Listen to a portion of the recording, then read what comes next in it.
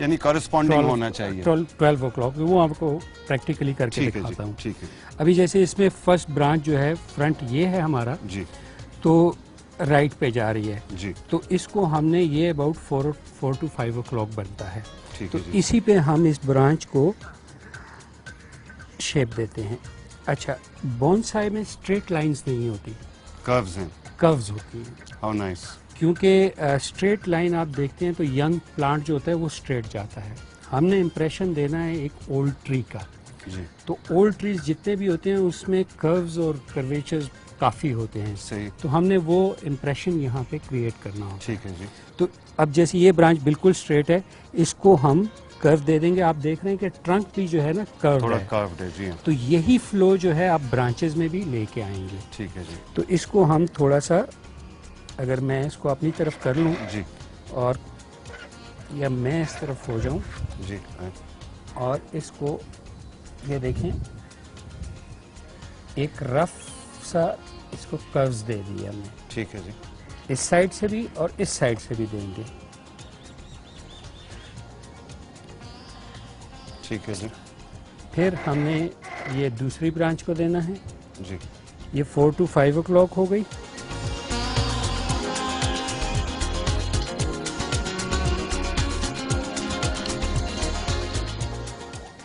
इसको अभी कर्व देंगे।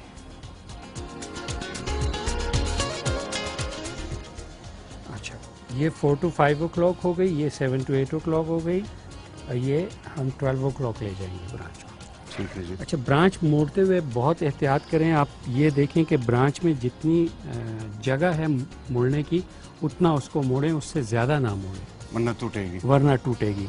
अगर आपने एक जगह पे लेके जानी है और वहाँ तक नहीं पहुँच रही तो आप रास्ते में उसको छोड़ दें, फिर 3-4 महीने बाद आप उसको और मज़ीद बैंड दे देंगे तो उसमें फ्लेक्सिबिलिटी आई हुई होगी। तो अभी हमने ये एक और इसको शेप दे दी। लेट मी सी।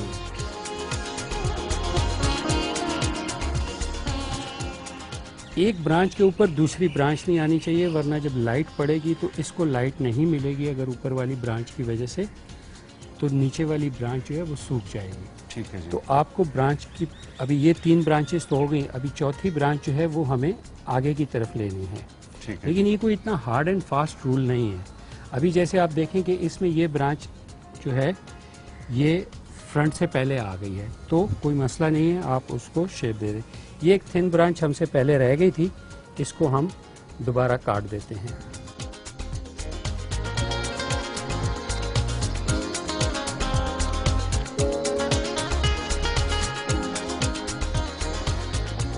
अच्छा, बोनसाई जो है ना, इस गेम ऑफ पेशेंस, इसमें जल्दी नहीं करनी किसी भी चीज़ में।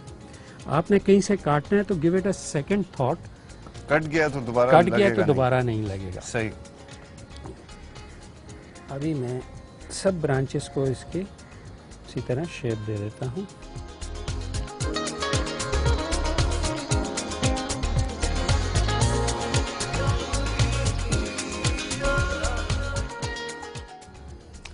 अब ये आपने एक किसी हद तक इन ब्रांचेस को ट्विस्ट एंड टर्न जो करना था, एक रफ शेप दे दिया है आपने। अब इसको हम मज़ीद जो है ना इसको ट्रिम करेंगे। और जैसे आप पेंटिंग करते हैं, आप पीछे होके इसको देखें कि कौन सी चीज़ जो है, टोटल जो ओवरऑल ट्री होता है उसको एक ट्रायंगल में लेके आना होता है। ठीक है जी। मतलब नीचे की जो ब्रांचेस हैं वो सबसे लंबी, फिर छोटी, फिर छोटी, फिर छोटी, और इस तरह ट्रायंगल में इसका सारा वो होता है। तो इसको हम फिर अभी थोड़ा सा मज़ीद रिफ़ाइन कर लेते हैं। इसकी ये शेप देते हुए कोई हार्ड एंड फास्ट रूल नहीं है। आपने अगर एक डिसीजन लिया था वो गलत हुआ तो आप उसको चेंज कर लें। आपको कोई और चीज़ बनाते हुए, जैसे जैसे ट्री खुलता जाता है, आपको कोई और शेप नज़र आनी शुरू होती है तो यू गो फॉर दैट। ज़रूरी नहीं है कि आप उसी पे स्टिक रहें जो आपने पहले डिसाइड किया। और ये एक like all gardening ongoing process है। इसमें आपने थोड़ा सा आज इसको टर्न किया है, ट्विस्ट किया है, फिर आप 2-3 महीने के बाद थोड़ा और करेंगे, थोड़ा और करेंगे, and it will take many years to perfect a bonsai. Exactly. और does it never stop? It never stops, but एक रीजनेबल बोनसाई जो है वो एटलीस्ट 10 इयर्स लेता है। सुना आपने, 10 साल लगते हैं एक रीजनेबल मैच्योरिटी और शेप आने में। बॉन्जाइज तो मेरे ख्याल से 500-500 साल पुराने भी होंगे दुनिया जी, में। The oldest living in Japan is 800 years old। 800 year old bonsai. तो अब आप देखें कि सिर्फ आपने मेहनत नहीं करनी है, लेकिन आने वाली नस्लों ने भी मेहनत करनी है। और इसी तरह अगर बॉन्जाई बनता है तो आप सोचें हमारा मुल्क कितनी मेहनतों से बनेगा। चलें जी आगे चलें, इस पर बताइए। लेकिन मेरा एक वो है कि इस चीज़ से डिसहार्ट नहीं हो कि 10 ईयर्स से पहले कोई बॉन्साई नहीं बन सकता। नहीं जी, आप एक अच्छा मटेरियल अगर चूज़ करते हैं तो with in half an hour you can produce a good bonsai, लेकिन उसको मैच्योर होना जो है वो एटलीस्ट वो यानी पिक्चर तो निकल आई, अब उसे हाँ एज उसको होना मजीद है। रिफाइन ठीक करते है रहेंगे जी। आप। अच्छा, मैं इसको थोड़ा सा और आपके लिए वाजे कर दूं। अच्छा, जो इसकी नीडल्स नीचे ड्रूप कर रही हैं या स्ट्रेट ऊपर जा रही हैं उनको हम काट देंगे। अब जैसे मैं ये फ्रंट है, जैसे मैंने कहा कि इसको हमने ट्रायंगल में लेके आना है, तो जो ब्रांचेस लंबी हैं उनको छोटा कर देंगे और उसको उसी तरह हम शेप में ले आएंगे। मैं इसको अपनी तरफ इसलिए टर्न करता रहता हूँ। अच्छा, जो एक्स्ट्रा वायर है उसको आप काट दें। ये मैंने इसलिए छोड़ी थी कि अगर आगे ज़रूरत पड़ती है किसी ब्रांच को मज़ीद वायर करने की तो उसमें हम उसको कर लें।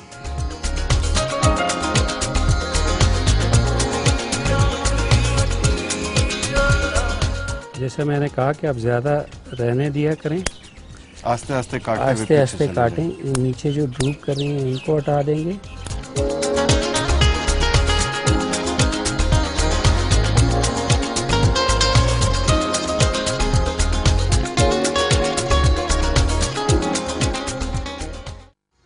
अब आप देख रहे हैं कि आस्ते आस्ते इस पौधे की शक्ल चेंज होती गई है।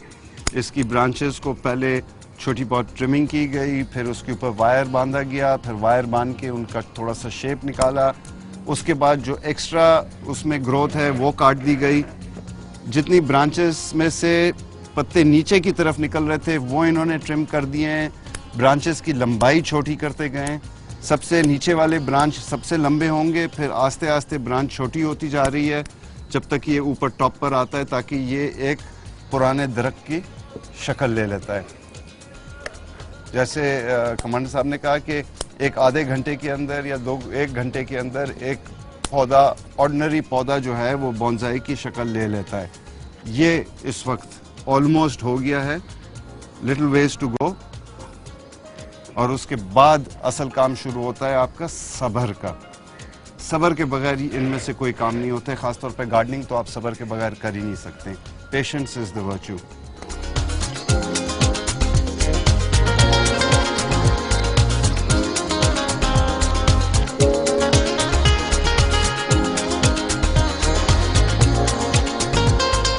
अच्छा, ये अब हमने एक इसको रफ सी शेप दे दी है।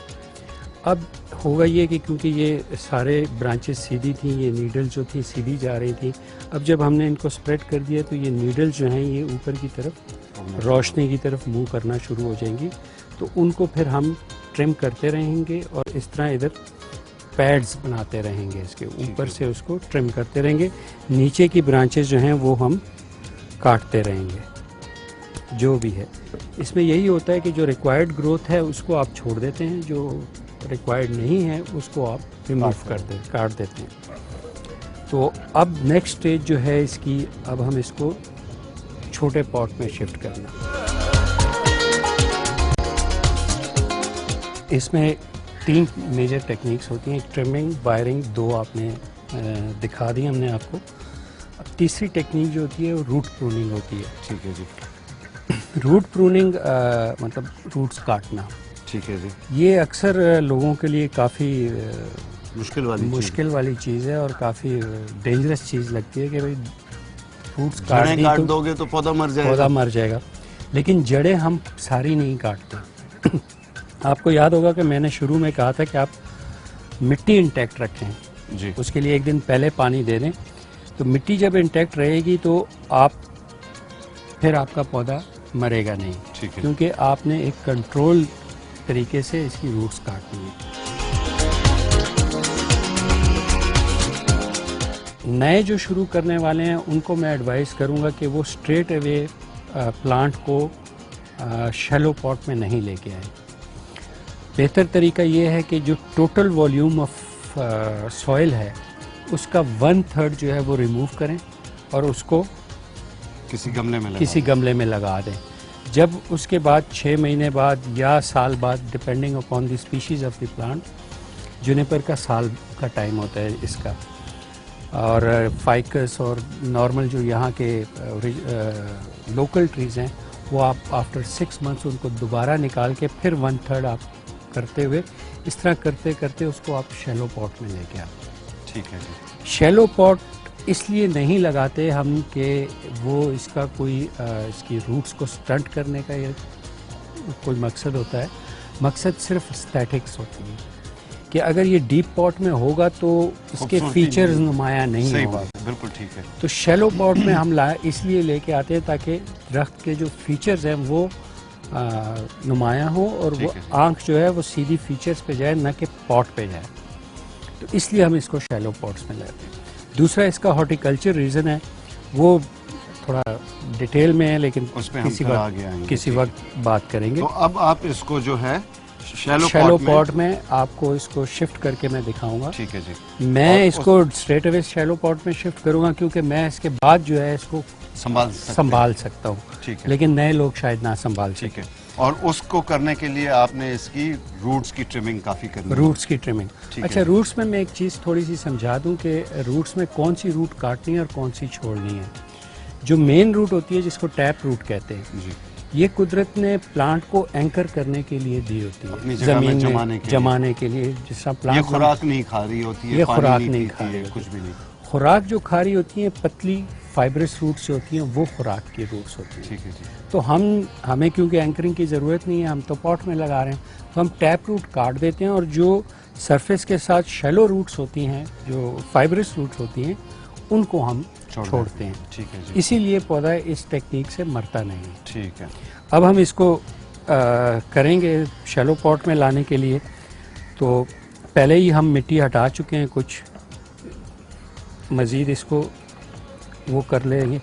इसी तरह फोक से या किसी भी चीज़ से, इसके ऊपर वाली जो ये अभी जड़ें हैं ये फिलहाल आपने छोड़ी भी हैं, ये इसके नीचे से आप मिट्टी निकाल रहे हैं। अभी ये जो नीचे है ना, ये क्योंकि वो पौधा बड़ा था और रूट्स उसकी ज़्यादा थी। अब हमने पौधा हल्का कर दिया ऊपर से, तो नीचे से रूट्स भी हल्की कर देंगे। ठीक है जी। ऊपर लीफ और रूट्स का एक किस्म का बैलेंस हमने रखना है। ठीक है जी।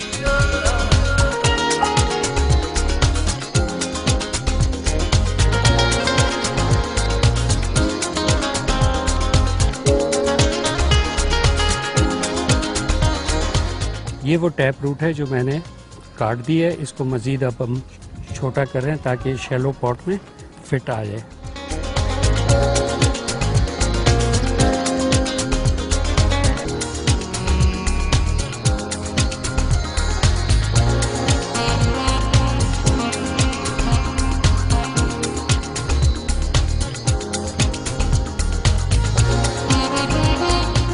अब आपने देखा कि इसकी बहुत खूबसूरती से इन्होंने ट्रिमिंग कर दी है, मिट्टी एक्स्ट्रा निकाल दी है, इसकी रूट्स काट दिए हैं, टैप रूट काट दिए है, ये सारी मिट्टी जो नीचे थी वो निकल गई।